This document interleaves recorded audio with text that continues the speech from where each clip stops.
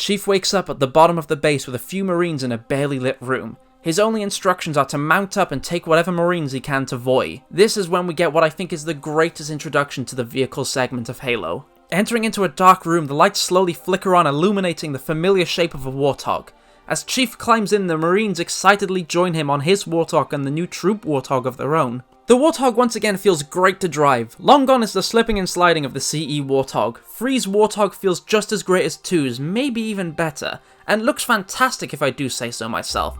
Personally, this is my favourite Warthog model, a clean shape with no unnecessary details and additions and still distinct. Stepping out from the caves and into the African landscape, we're greeted with one of the most iconic environments in all of Halo. The African savannah is littered with the wreckage of Covenant forces in the rings that were once a part of the New Mombasa space elevator. These rings are iconic to Halo 3. They were a part of the marketing and immediately create a unique and interesting setting for your drive through the savannah. You carve through the remaining Covenant forces until you stumble across a new vehicle, the Brute Chopper. Essentially a Covenant motorbike that can kill smaller vehicles by ramming into them. They are incredibly deadly, but luckily for you, hijacking is still in the game, so if you want to remove the Brute driver and take the chopper for yourself, you can do that. They're a very unique vehicle and can be strange to control at first, but you can quickly get the hang of it and enjoy destroying Covenant by boosting into them or unloading explosive rounds upon them. To progress from this point, you'll need to exit your vehicle and destroy the shield generators from within the tunnel, and here you can find your first Truth hologram. Throughout the game, the Covenant set up these displays that show the Prophet of Truth monologuing about the great journey and how feeble humanity is. And I'll tell you what, it's pretty cathartic to just punch it, unless you feel like listening to the entirety of what Truth says. And now we get one hell of a visual as a Covenant cruiser passes overhead and we get to see for the first time what Truth is digging up. The view is, frankly, incredible. The ominous cloud hanging over the site, the Covenant ships glassing away the earth, revealing a massive Forerunner artifact underground, and the imposing key ship, the Prophet of Truth's personal carrier, standing in the middle of it all. This is another visual that became iconic and so distinctly Halo 3. The digging is almost complete, and Keyes manages to contact Chief, telling him that Truth is almost done and that the Ark will soon be uncovered. He'll need to meet up with the rest of the UNSC quickly in order to stop Truth from firing the remaining Halos. The road ahead has become unsuitable for the Warthog or Chopper, forcing you to make the next part of your journey on foot. Ahead is a squad of Marines pinned down by the Covenant, and so begins another defense section as the Covenant begins sending in Phantoms filled with jump brutes and other high-ranking troops to dispose of you and the Marines. You're provided with another equipment type, the Trip Mine. Pretty self-explanatory. You throw this little disc out and if anything gets close, it'll violently explode. You'll also be given a single turret to help you defend until the Pelicans arrive to support you. It's a fun defense section, and thanks to being able to swap weapons with Marines, it's a really good idea to run in during downtime and grab the Covenant heavy weapons and give them to your fellow soldiers. Pretty soon you'll have your own private army throwing out fuel rod projections and even taking down Phantoms. Which brings me to the topic of Phantoms. Yes, you can destroy them in this game. With enough punishment, you can destroy the Covey's dropship, and if you're lucky enough, you can take them out with all the troops on board. This is something I really like about Halo 3. The level of interactivity on nearly everything has been increased, and the fact that you can now take out the Covenant troops from within the Phantom by picking them off before they jump off, or even taking out the Phantom itself, is a great addition to the game. The Covenant dropship has gone from something that just dropped off troops in CE, to a stage hazard in 2, to an actual unit that you can fight and destroy in 3. After waves of Phantoms, the Covenant deploy a Wraith, which has also received a new addition. The Wraith now has a gunner seat to defend the tank from any close-range attacks, making the vehicle even more dangerous, and making the original tactic of dealing with Wraiths, to run at them until you get close enough so they can't shoot, a little harder. Now if you want to do that to board the Wraith, you'll have to take out the gunner first, or you can just hit the Wraith with all you've got and destroy them both. This is once again a two-way street with these upgrades. Though it makes the Wraith harder to fight, it also means that if you manage to take control, you'll be harder to take down, as a co-op partner or Marine can accompany you in the gunner seat. Once that section is taken care of, you're provided with another Warthog, and ahead are several choppers you can hijack. The Halo theme begins playing as you set forth on Warthog, Wraith or Chopper, and it's a sublime experience. It gets really close to that godlike feeling you got during the Scorpion Bridge section of Halo 2. This brings you to a fairly difficult section where you'll come face to face with a number of choppers, shade turrets and wraiths before you can get onto a bridge to Voi. If you're not careful, you can get overwhelmed pretty quickly. Shade turrets and Wraith gunners will unload a hail of plasma while choppers chase after you firing explosive shots, and Wraiths bombard you from a distance. It's hectic and chaotic, but oh so rewarding with every kill you gain. Finally, this leads you to a final conflict with a group of jump pack brutes and a war chieftain, which, if you manage to bring any vehicle around to this point, especially a Wraith, will be quickly crushed against your might. After breaking down one final shield, the mission ends with Pelicans dropping off more Marines and Warthogs to assist you in your final effort to save humanity and the galaxy at large from Truth, the Covenant, and the Ark. Tsavo Highway is perhaps one of the most iconic missions of Halo 3, and indeed, Halo at large. It's a roller coaster of a ride and gives you several incredibly enjoyable encounters both on foot and behind the wheel. The reveal of the Warthog and the first few moments driving around and cutting down coveys feels so rewarding, and as you push further on, getting access to Halo 3's version of classic weapons and vehicles or whole new vehicles, it only gets more entertaining. The sandbox is bigger than ever before, and like I said, more interactive. The Phantoms can be destroyed, Marines will cheer at every move, and you can help a ton if you give them the right tools. Warthogs, choppers, and Wraiths feel fluid and great to drive, and honestly, though the Ghost will always be my baby and go-to vehicle, the Chopper is really challenging its position as my favourite vehicle. It's great for anti-vehicle combat with its explosive rounds, and can push around smaller vehicles and objects in the environments with its cannons, and hitting anything with its ram and watching it explode before you is incredibly satisfying. On top of the gameplay, visually it's a breathtaking level as well. The savannah landscape, broken up by the old Earth buildings and wreckage of the space elevator, have pretty much become the representative of what Halo 3 is. After all, it was in the trailer. It's on that absolutely stunning menu. It's on the cover. Tsavo Highway is what I think most people think of when they think of Halo 3. But the battle for Earth isn't over yet. There's still that final effort, which leads us to the Storm. The mission opens with Chief riding the passenger seat of the Warthog through a tunnel. Keyes informs him that the Prophet of Truth has fully uncovered the Ark and Lord Hood is ready to begin his bombardment. All that stands in the way are Covenant anti-air units that the Chief will need to take out. He steps out of the Warthog as all the Marines gather around you, waiting for your signal, only moving once you open the door.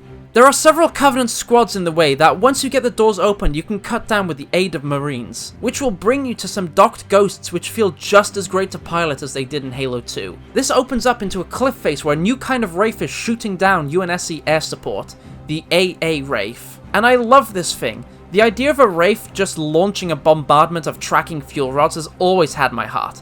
Plus the bronze finish? Fantastic. Now I only wish you could pilot the bloody thing, because the game won't let you.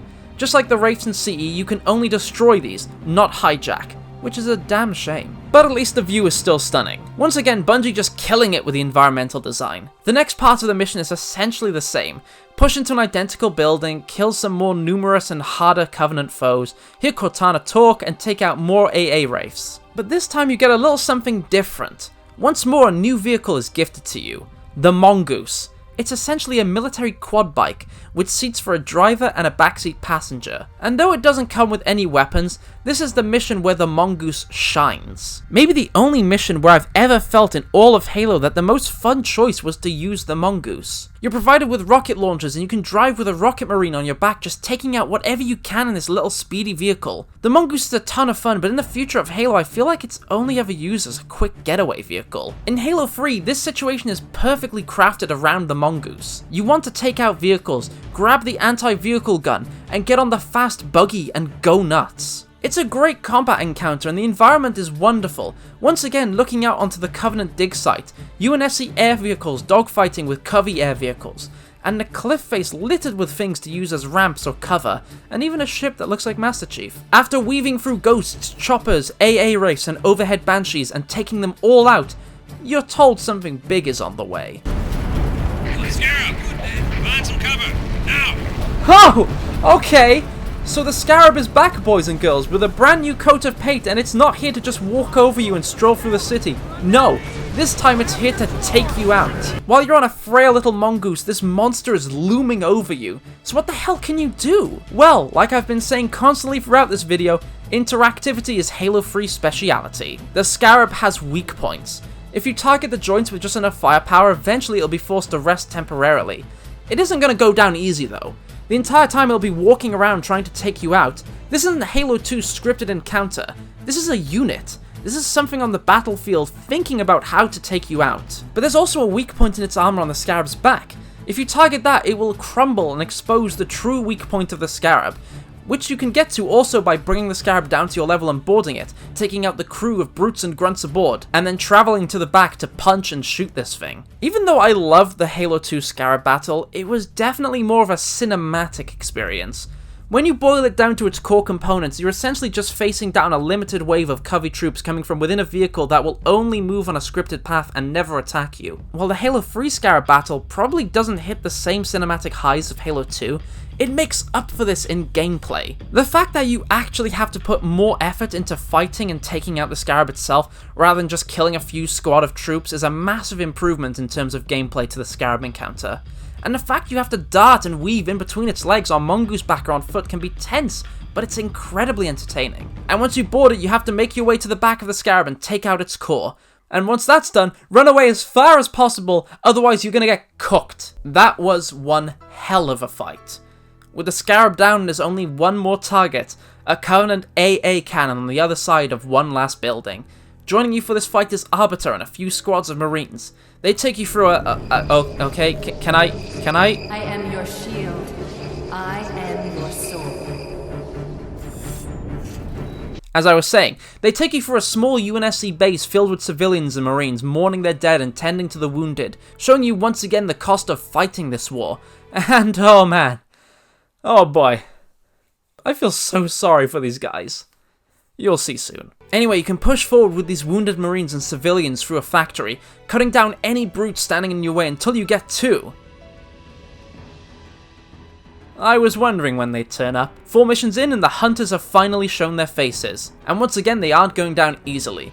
Armed with your Marines, a few brave civilians, and Arbiter, you'll have to navigate your way around these ferocious hunters to take each one out.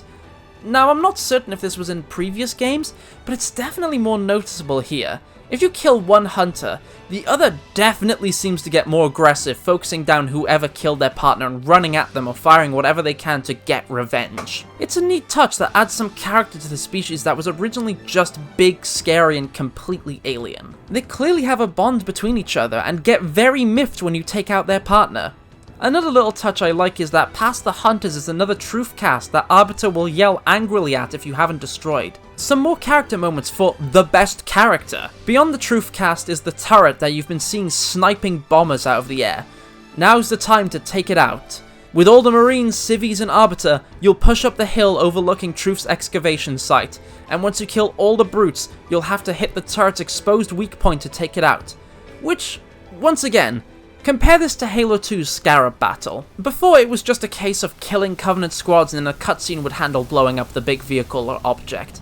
In Halo 3, we're allowed to do it for ourselves. These are little additions, but I think it goes a long way in making the game more immersive. This all leads to the final attack on the Ark.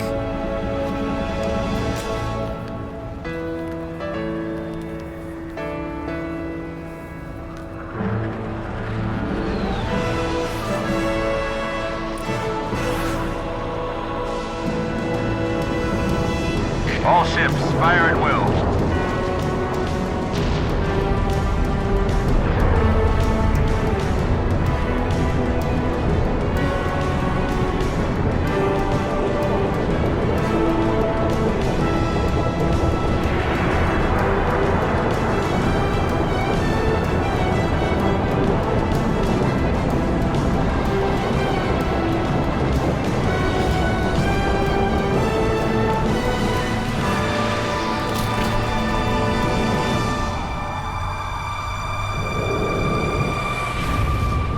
This is the way the world ends.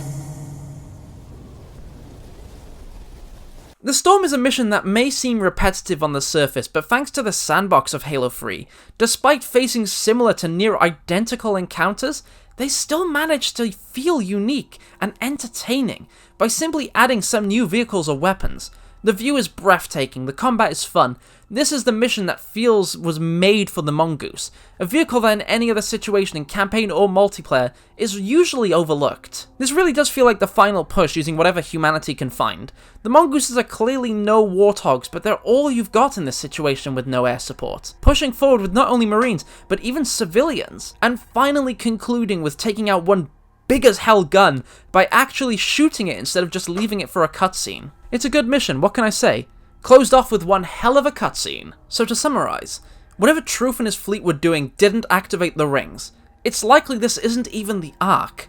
The Covenant have opened a massive portal above Voi, and to top it all off, an even greater threat has come to Earth. We're in the closing moments in the battle for Earth, and it's going to be one hell of a ride. The first thing we see is the path we've come on, shrouded in dark and sickly colours. The sky's an ill pale yellow on one side and a glowing blue portal in the other, the ominous signs of both of Halo's chief antagonists. Ahead is the ruined and destroyed path you took to get here, scarred and damaged from the crash of that Covenant cruiser.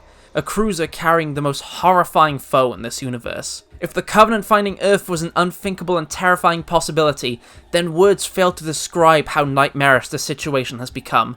The Flood have arrived and are taking over Voi. If this situation isn't dealt with quickly, then all of Earth will fall to the parasite. Chief and Arbiter are instructed to make their way back through where they previously fought through to get to the crash site and destroy the ship. As Key says, you either blow up the ship and take the entirety of Voi with it, or you lose the planet. Making your way back down the hill, you can spot groups of Marines getting overwhelmed in the distance, the forms of the enemy too far away to make out. Creatures leap from rooftops overhead. You hear the radio chatter of panicked Marines quickly being taken over. You come to where you had previously taken out the hunters and Christ! Well, not wasting any time introducing them, are you, Halo 3? Much like in Halo 2, the build-up is pretty short but incredibly effective, maybe even more so.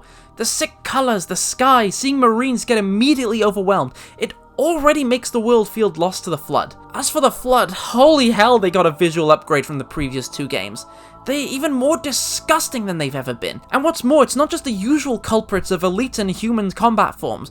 This time the brutes have been taken over too, and the fact that it just has the top of its head writhing around on its body while the Flood infection form is pushing out of the poor thing's throat. I mean, the brutes are bad, but it's incredible. By just looking at this thing, I feel sorry for them. The usual gameplay tricks are back as well. If a dead combat form is still in one piece, then an infection form can dive in and reanimate it. You're gonna have to do your best to destroy every body and smack them to pieces, because if you've missed just one infection form, then it's gonna bring one of these things back and attack you from behind. Never rest, never relax. The Flood are here, so watch your backs. And thanks to the increased technology, much like with the drones, Bungie has decided they're going to throw as much of the Flood at you as possible.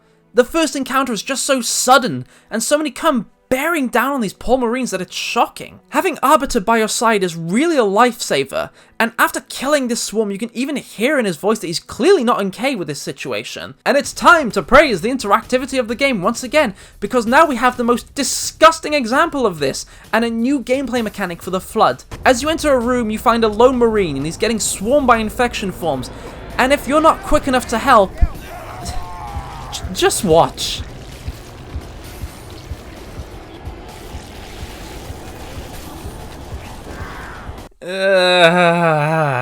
Halo 3 has given us the wonderful gift of infection forms converting the uninfected right before our eyes. And as disgusting as it is, it's a welcome addition. I mean, it makes sense for them to be able to do it, and it makes infection forms even more of a threat. Before, you only had to worry about them overwhelming you with numbers. Then it was just making sure they didn't go near dead Flood. But now nothing is safe. If they get a hold of a Marine, a brute, an elite, alive or dead, you'll see them writhe and contort as bulbous sacs and tumors sprout on their body, their flesh rotting and turning against its owner as the infection form makes it its own. It's just... well, it's the worst. And now you're in a panic to make sure you save as many people as possible.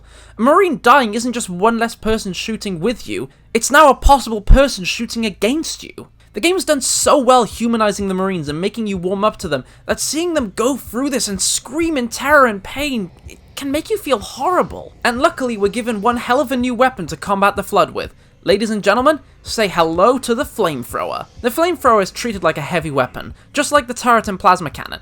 You'll slow down and go into third person to use it, but it's great for area and asset denial. Shooting at the floor will cover it in fire, and if the Flood step on it, they'll immediately be cooked. Spraying bodies will make sure infection forms can't have them, or you can just shoot at the Flood with it normally. Just make sure to keep your distance and have Arbiter give you backup, because if you get surrounded, then your flames are going to be turned against you, and then we get... Chief, I can't tell you whatever you are. It's not safe. The Grave Mind, it knows everything about it. This one I don't have any problems with. If this was a first Cortana interruption, I generally wouldn't have a problem with any of them. She's not just saying cryptic nonsense, she's actually trying to give you a message. It makes sense. Whatever she's trying to tell you, it gets cut off and you return to your senses. But something is going on here. Cortana looks like she's in trouble. The Gravemind, the embodiment of the Flood, poses a danger to her. You'll have to push on to see what's going on, and so we get back to the Marine base from earlier, full of the wounded and the dead. So of course, you can imagine how well they fared against the Flood. With all that we passed, only one Marine is left, and he isn't doing so good. Crawling, sliding around beneath their skin. Oh. And then they got up, started to talk. Oh God, their voices. Oh God, no, make them stop. Once again, it really shows the horror of the Flood. Imagine your friends, your brothers and sisters in arms, the people you swore to protect, being turned into mutated monsters right before you and speaking in someone else's voice. But there is some light at the end of this horrible tunnel. The homeboy has returned. Hail humans and take heed. This is the carrier, Shadow of Intent. Clear this sector while we deal with the Flood.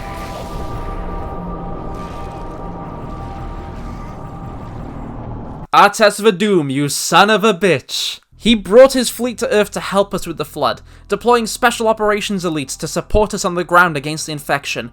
My boy! I just want to point out something. The last we saw of Artas, he said he had to split up with Arbiter in order to take a Covenant cruiser, and I guess he's been bloody busy since then, because his flagship, the Shadow of Intent, isn't a cruiser, it's a far bigger assault carrier. And he's also rallied a number of cruisers to work under him, even gaining the title of Shipmaster. I don't know what's happened between Halo 2 and Halo 3. I don't know what Artas has done. I don't know who he's killed. But good on him. Absolute legend. Now we get one great moment.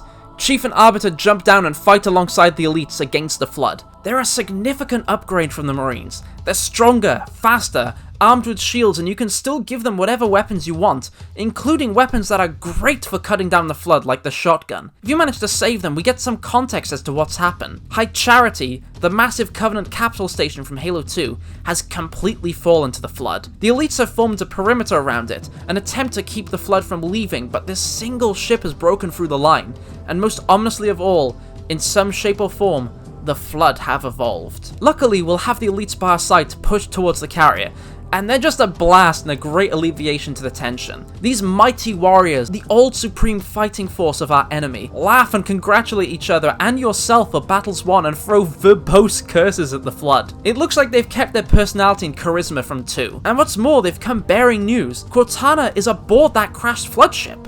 The mission has changed. Now we've got to find Cortana inside that Flood hive. And now that we have our friends by our side and a new goal, the Flood decide it's time for the nightmare to get worse. As we return to the first cliff face, a new Flood form is unleashed. Pure forms. Ghastly creatures that can transform between 3 states. Stalkers. Fast and nimble monsters that can quickly navigate the battlefield. Tanks. Highly defensive Flood forms, most likely based on the cut Juggernaut form, that can vomit more infection forms. And whatever this is, which I hate with all my heart, they can scale walls, curl up to defend themselves, and have an unlimited supply of bone shards that they can shoot at you. I despise them. They're almost like Flood sniper turrets. They're pests. I want them to die. Even the elites hate them, screaming about how they're unearthly monsters. Luckily here, you're provided with a turret you can rip off and drag around, and there's plenty of energy swords to scavenge off the Flood. A fantastic tool that will kill even the fearsome tank in just 1 or 2 blows. Just ahead is the crashed ship. Arbiter and the elites stay to guard the entrance while Chief enters alone. And so we descend into hell. It's claustrophobic and grotesque. The walls are overgrown with the repurposed flesh of the Covenant. This is what the Flood infection's final stage looks like. This is what we got a glimpse of High Charity turning into in Halo 2. And now we get another slow down conversation. but not from Cortana. Do not be afraid. I am peace. I am salvation. Now, this one I don't mind so much either. This is the power of the Gravemind, the heart of the Flood. It's speaking directly to us, just showing once again how far the Flood have come. The environments, the Gravemind, this section of the mission perfectly demonstrates the power of the Flood and what the world will become if they aren't stopped. You push on, the light from your torch or energy sword illuminating the dark, fleshy corridors, stepping past the bodies of lucky elites that have not been converted yet, and the bones of the unlucky majority that have. On the walls, sacks pulsate and shift, and if you dare hit them, they erupt in a flurry of infection forms. It's ghastly, it's disgusting. But not too far into this hellhole, we see a blue light. It's Cortana. She's barely active before she disappears once again. Chief looks up to see a phantom overhead and then, oh god, you're back once again. 343 Guilty Spark has returned, offering his services to humanity and the elites. Without his halo, he only has one purpose, to help the Master Chief. Reluctantly, Chief agrees, allowing Spark to take Cortana into the Phantom. He follows shortly after, being taken away as the elites do what they can to save Earth. Voy is glassed by Artas's fleet. It was all that could be done to save the planet, and we move locations to aboard the Shadow of Intent where the elites and representative of humanity have gathered to see what can be done about Cortana. Spark finally gets her back, only for everyone to discover that it's only a message, not the real Cortana. And her message isn't exactly a good omen either. It's a warning that High Charity is making its way to Earth with an army of Flood. But there is hope. Whatever's on the other side of the portal, wherever truth went, Cortana claims that there's a solution to the Flood, one which won't require activating the halos. But she's clearly damaged, physically hurt even, a first we've ever seen. Whatever Gravemind is doing to her must be taking effect. The message finishes. Artas and the elites see this as further proof to chase down truth, while Lord Hood decides to rally whatever humanity has left to defend Earth one last time. Something that Artas warns Hood is gonna be impossible. There's some clear tension between the two. Despite our bond with Arbiter, things haven't entirely smoothed out over the elites and UNSC. Lord Hood chastises Artas for glassing a half of Africa just to deal with a small flood infection, only for Artas to retort that if Arbiter had not told him otherwise, he would have dealt with that small infection by glassing the entirety of Earth. Keyes tries to reason with Hood, saying that if Cortana has a solution, then it's worth the risk going with the elites through the portal. Hood clearly doesn't trust Cortana considering her condition, and just can't bring himself to abandon Earth. Arbiter and Chief chime in, saying if there's no solution then the Flood will have already won, and they'll go through the portal and bring back whatever Cortana's promised. So here we are.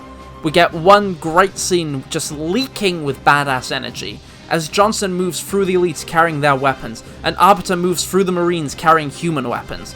Both sides have come together properly, humanity and the elites, and will be taking the fight to wherever the portal leads. Keyes has a single frigate, the Forward Unto Dawn, currently being carried by the Shadow of Intent, and whatever resources and men she can scrounge from Earth. Meanwhile, Lord Hood departs and prepares for what may be Earth's final stand against the Flood. Finally, the elite fleet and the Forward Unto Dawn pass through the Void Portal and into the unknown. Floodgate is an astounding mission, and an excellent example of how to do a repeat mission perfectly. Even though it's essentially trekking through location we had only just done the mission prior, the skybox shift, the sickly aura, the damage the Flood and the crashed cruiser have done make for such a different environment that even though these are technically the same locations, they certainly don't feel repetitive or boring at any point. This is what Halo CE should have done in its repeat missions. The Flood have brought about a whole new aesthetic, a whole new feeling to all these sections that were previously full of Covenant troops, and they've made it an overwhelmingly scary place. The opening showing the Flood in the distance taking out Marines, very quickly shifting to Flood jumping overhead and then throwing so many combat forms and infection forms at the player at once, creating a great tension and payoff. The Flood themselves, thanks to that new gameplay mechanic of actually being able to infect, have completely changed the battlefield. Now you have to constantly be aware of where bodies and infection forms are, destroying whatever Flood forms you can find to deny any renegade infection form resurrecting them. Their new look and the addition of the brute form makes my skin crawl. The sound design for them and the gameplay is still top notch, but there is one minor complaint I have for Halo 3's Flood. In every other game, going into close combat with a Flood was a bad idea, and rightfully so. They're the reanimated and mutated dead. why should they care if you're punching them? In Halo 3, it's almost the most effective way to deal with them. Some of them can just eat bullets up, but a few smacks put them down pretty easily. It doesn't feel right, and I think it could have been pretty easily rectified if they made melee still ineffective against the Flood unless it used brute weapons. The Spiker and Brute Shot come with blade attachments. Surely these things should pack an extra punch when bonking the head of a combat form. It's really the only thing I can complain about with the Flood, but honestly, out of all their appearances, this is my favourite one. Halo 3's Flood, despite being made of putty if you poke them, are the top tier of Flood. Their aesthetics and sounds are perfected. All the gameplay additions make them truly menacing, and now the addition of pure forms change up how you approach combat encounters a lot. It makes all the marine deaths and conversions all the more tragic. Halo 3 has done a great job of making you care for your boys and girls in green, and then it just throws you and them into a nightmare where you're often forced to watch as the men and women who've sworn to protect Earth become overrun by a tide of the dead and brought into their ranks, screaming in agonizing pain every second until the final moments of their transformation. But thankfully, we're given the elites to back us up, and they're definitely a great addition to the team. Incredibly effective fighters, and all the while quipping in that weird way that only the elites quip. They're just your best friends. The Halo 3's elites would hold the door open for you. And also, this is the last mission in the Battle for Earth. The Battle of Earth is something players were desperately longing for after Halo 2. The war was far from over when In Amber Clad chased after Regret, and for a game that heavily marketed itself on fighting the Covenant on home soil, it was admittedly a very small part of the game. In my opinion, Halo 3 makes up for this and delivers one hell of a conclusion to the battle. Whereas Halo 2 showed us we were throwing everything we had at the Covenant, Halo 3 shows us that the Covenant essentially shrugged it off and humanity is now forced to use the sticks and stones it's recovered carefully. From guerrilla missions in the heart of the jungle, to evacuating a ramshackle base deep underground, to recovering whatever scattered forces you can to deliver one final strike against the Covenant with everything you've got, only to face a far worse enemy for a brief period and lose most of what you've gathered. It's a great story and a fitting conclusion to the conflict on Earth, but the fight is far from over. Truth still needs to be taken down, and that Flood solution must be found. Hey everybody, thank you for watching part 2 of Halo 3's retrospective. Part 3 should be coming out in a week, I guess, if I can keep this up. Who knows? I just want to say thanks again to our Patreon supporters, Kyba and Saw244. It means a lot to us that you support us. And thanks for all of you for watching this. I really hope you enjoyed it, and part 3 will be coming out soon. Yeah.